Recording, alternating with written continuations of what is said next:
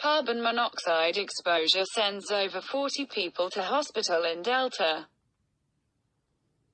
10 in serious to critical condition after exposure in a greenhouse at Windset Farms in Ladner. Officials say more than 40 people were taken to hospital after carbon monoxide exposure at Windset Farms in Delta, BC. 10 people are in serious to critical condition. Read the full article below the video. Subscribe to the channel to receive all new